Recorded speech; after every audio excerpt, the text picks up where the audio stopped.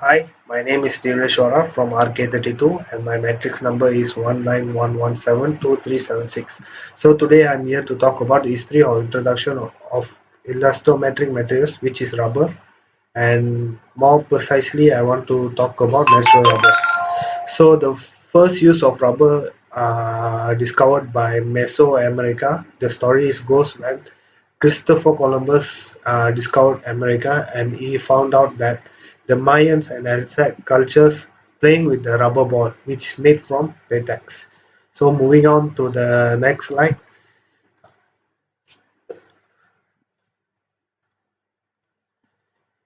Natural rubber, the preparation or synthesis of elastomer.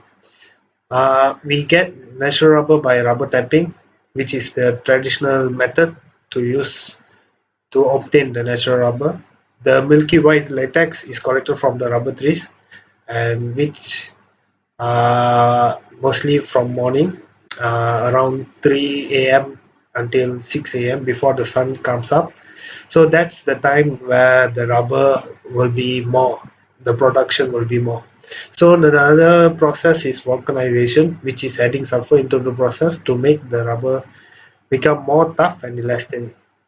And moving on to epoxidized natural rubber, which is ENR, we add para-acid in natural rubber and it will form epoxidized natural rubber. That's all for me. Thank you.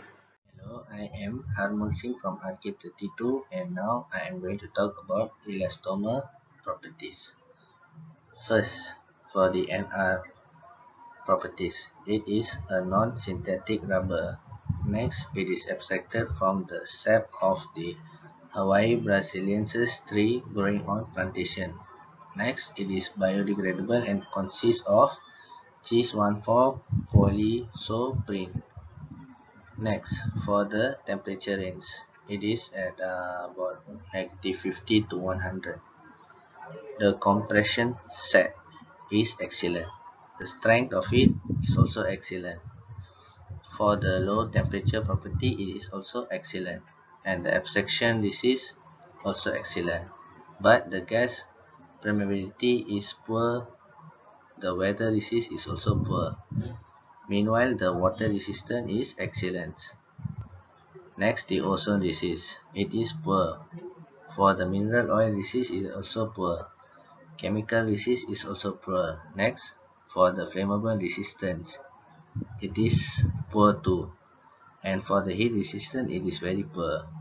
But for the chemical resistance, it is either poor or fair. It depends on the situation. Okay, now I will go to the next slide. Okay, next is the ENR properties. So for the ENR, it is used mainly in tires, hoses, gloves, and rubber bands. There are some more examples, but I've chosen this because this is all the examples here are in our daily uses. Next, it is low resistance to heat. After that, it is high solubility in hydrocarbons. For the chemical structure, it only consists of cis-1,4 polysoprene. Next, it contains of double bonds.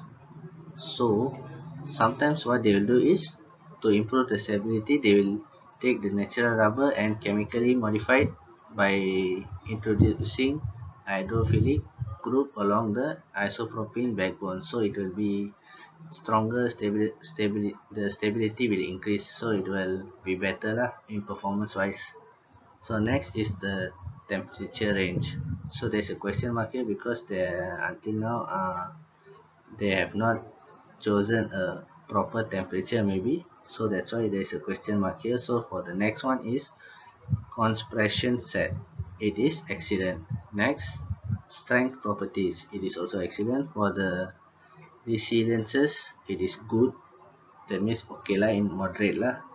So for the next one is gas permeability. It is also excellent. So for weather resistance, we are not sure how is it whether it's good or not.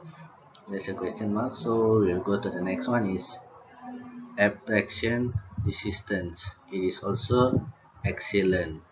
So next is the ozone resistance. So for the ozone resistance, it is fair. That means not that good. It is okay. Depends lah on how it is. So for the oil resistance, it is excellent. For the chemical resistance and the heat resistance, we are not sure whether it is perfect, excellent or good because there's a question mark here. I have also searched but I didn't get any solid answer for it. Hi, I am FARISHA binti Muhammad RAMZAN. I will explain about applications of NR and ENR. Okay.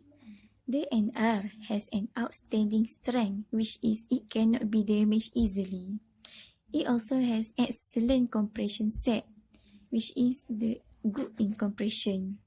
It being used in drive couplings, tires, springs, bearings, rubber bands, and adhesive. Okay, the working temperature range for NR is from negative 50 degrees Celsius to 100 degrees Celsius. Alright, next we move to the ENR. ENR being used in many applications where natural rubber is used, which means whenever it has NR, it also has ENR. ENR is used to improve heat and oil resistance. It be used in anti-vibration mounts, footwear, components, also tires, bearings, and adhesive. The working temperature range is from negative 80.2 degrees Celsius to 40.3 degrees Celsius. Okay, that's all for applications of NR and ENR. Hi, Assalamualaikum. I would like to present the advantage of natural rubber and the advantage of epoxidized natural rubber, NR and ENR. So basically, the advantage of natural rubber in terms of processing, it has a very good processability where it can effectively produce product of various range. Besides, it has an excellent elastic properties where it is good being compressed under a certain pressure are applied to them. It also has a good tensile strength where it can support the maximum load without having fracture when being stretched. Next, natural rubber has a good tear and wear resistance. It can withstand the effect of tearing when certain forces are applied to them and having less damage on the surface after deformation of materials. Natural rubber also has a little dissipation factor, which is low heat build-up in dynamic stress. Hence, it has an excellent cold resistance and would be good as an electrical insulator.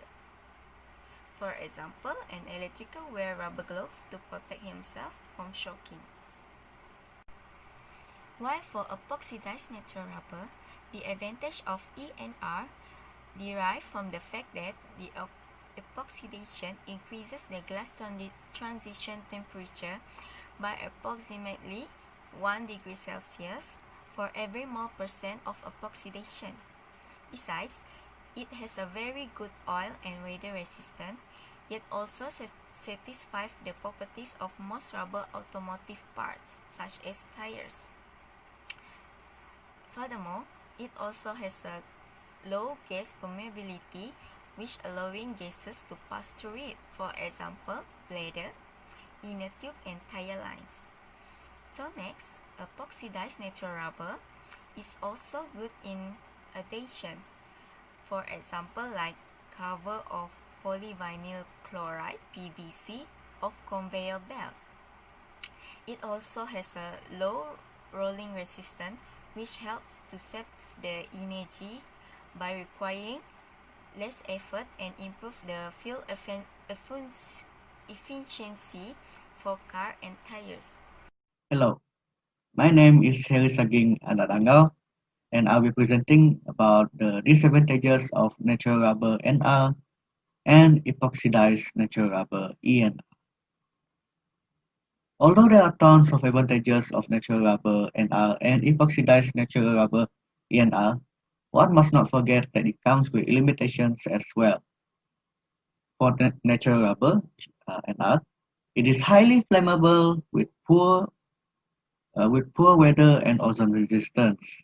It has a short time maximum temperature of 100 degrees Celsius.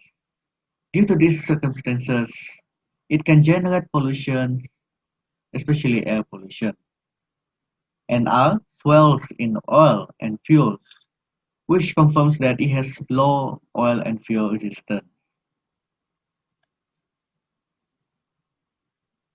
Meanwhile, for ENR, it is limited with low resilience along with high fatigue properties. After that, the three most common levels of epoxidations are 50, 25, and 10 mol percent, sorry, referred to as ENR 50, ENR 25, and ENR 10, respectively. ENR 50 undergoes strain crystallization like NR, but with oil resistance comparable to a medium acrylonitrile nitrile rubber NBR. In the world's current market, ENR costs more than ENR 25, while ENR 10 is relatively cheaper, which means that higher level of epoxidation is expensive than the others. That's it for my part. Thank you for watching.